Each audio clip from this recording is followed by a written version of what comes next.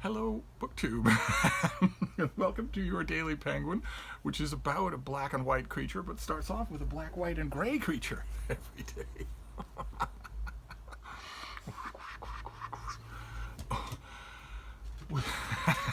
We are touring through my Penguin Classic wall, and lately we have hit a vein of there aren't any real thematic organizations mainly going throughout for the rest of the year. But we've hit a vein recently of books that mean the world to Steve, that are A-list titles or authors when it comes to Steve, and that is random. Although maybe it's not as random as I think, because there's a section of penguins over there that is sort of stacked. They're stacked horizontally, and there's just an open space there. It's not a shelf, and probably what has gone on here is that I have taken an A-list Steve book, something that I go to just for personal reasons, just constantly for personal reasons, examined it, walked around with it, and then when I put it back, rather than fish it back into the shelf, I probably just propped it on that horizontal shelf. That's probably why so many of these things are appearing at the same place at the same time. And today's is no exception. Today's is a great Penguin Classic volume, The Selected Poems of John Donne. A nice, big, generous volume. Not quite as big or as generous as the equivalent volume that Oxford World Classics did. They did a major works, I think, of John Dryden years and years ago, 30 years ago or more. A big volume, probably 200 pages longer than this. But this is, nevertheless, I don't have that Oxford version anymore, if I ever did, if I'm not imagining it. And this is fantastic. As the Penguin volume that I go to over and over again. This is edited by Stephen Zwicker and David Bywaters, and it has generous selections from all of the poetry that John Donne wrote in his long career as the foremost poet of his age.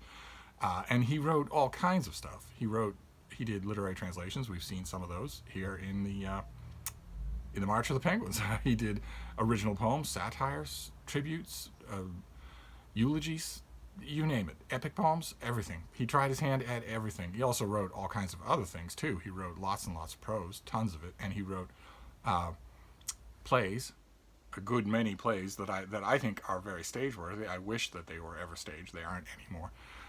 And he also founded my profession. He was also the first person seriously to write what I would consider to be professional journalistic literary criticism, not academic driven, but rather for readers to read what a writer thinks about what he's reading. He was the first person to do that, and had he not had various pensions and gifts and emoluments and whatnot, he could probably have supported himself on that alone. And he led a fascinating life.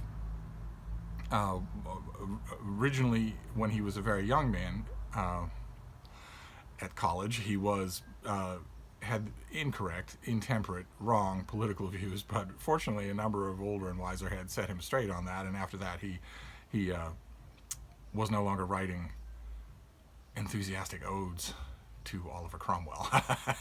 And that's great, because you don't want to do that under any circumstances. Talk about a waste of time. It's unfortunate to me that Dryden has fallen out of favor. He and all of his cohorts in terms of rhythm and metricality and scansion and whatnot, all these careful craftsmen of English verse have largely fallen out of fashion and been replaced by poets I don't like as much. And so outside of school, you probably won't meet anyone under the age of 70 who reads Dryden for pleasure, and that's a shame.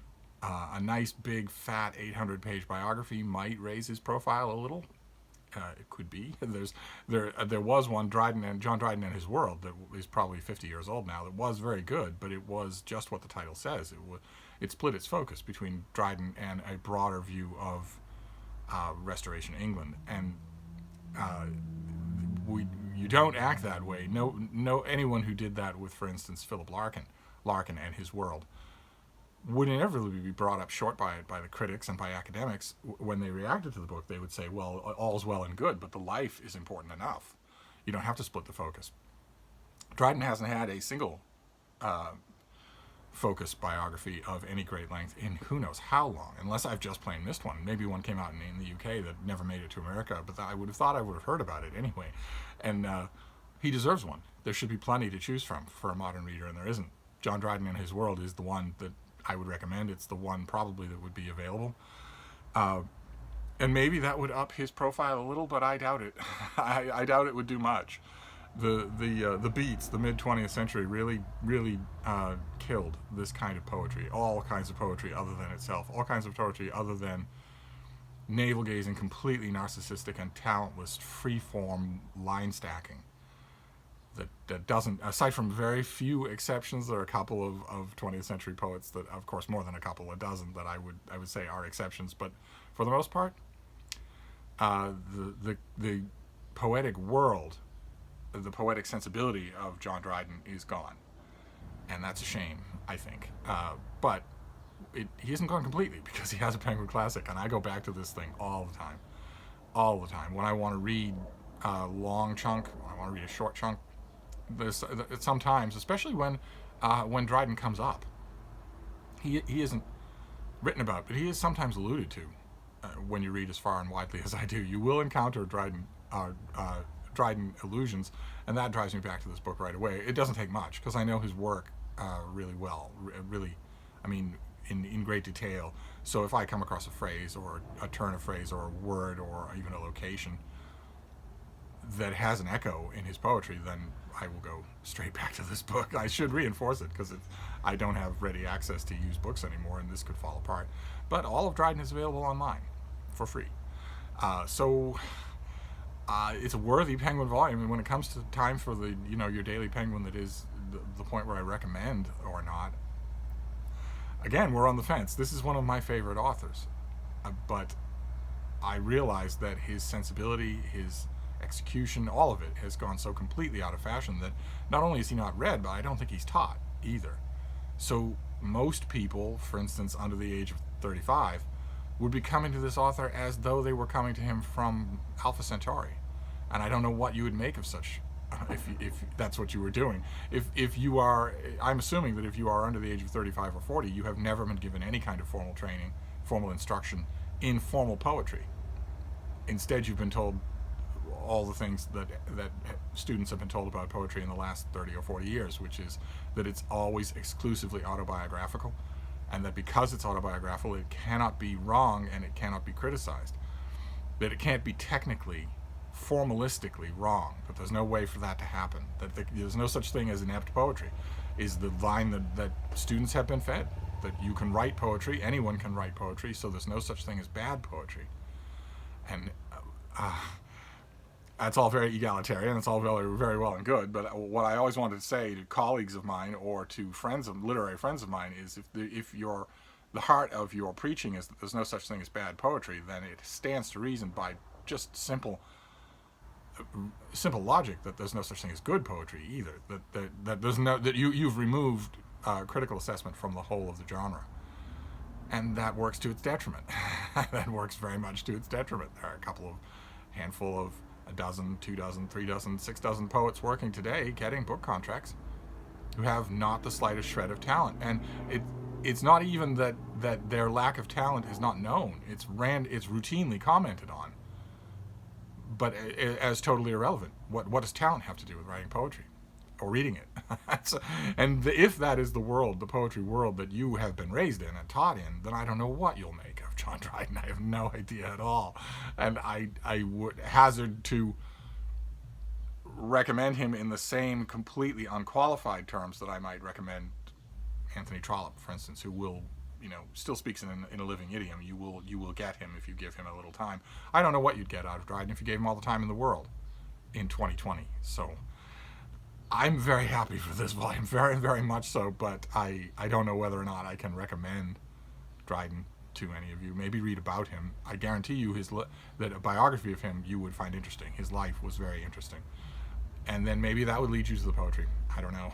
I'm sorry for the lackluster recommend. Believe me, it bothers me more than it does you, because this is an author I would love to see everyone reading. But one way or another, he continues the thread of A-list penguins, of penguins where it's just Steve's favorite books that we're going through. For God's sake, Boswell's Life of Johnson, The Hound of the Baskervilles, the Diary of Samuel Pepys, the King James Bible. Good Lord. So we'll see. Sooner or later, we will hit an author I just like instead of love, and then we'll move back to normal. So I'm going to wrap this up with, for John Dryden. So happy to talk about him even a little bit. I could go on about this author for hours. Every single verse that he wrote is loaded with stuff to talk about. But I can at least recommend him if and when you get to a point somewhere along your literary journey where you think that you can read this author. I think you're going to love him. Maybe the place to start would be his nonfiction, his literary journalism. Maybe that would be the place to start. I don't know. Even that is largely written in along an ethical, an aesthetic spectrum that has outdated. For the negative, I think we should have it back, but one way or another. If you want to give him a try, I leave my email with every video. Feel free. If you're having trouble, I'd be happy to maybe help you. I don't know that I can, but I would try. And in the meantime, we will move on to another penguin tomorrow, and we'll see. I'm not organizing these things, so we'll see what we get. We'll see you then. Thank you, BookTube.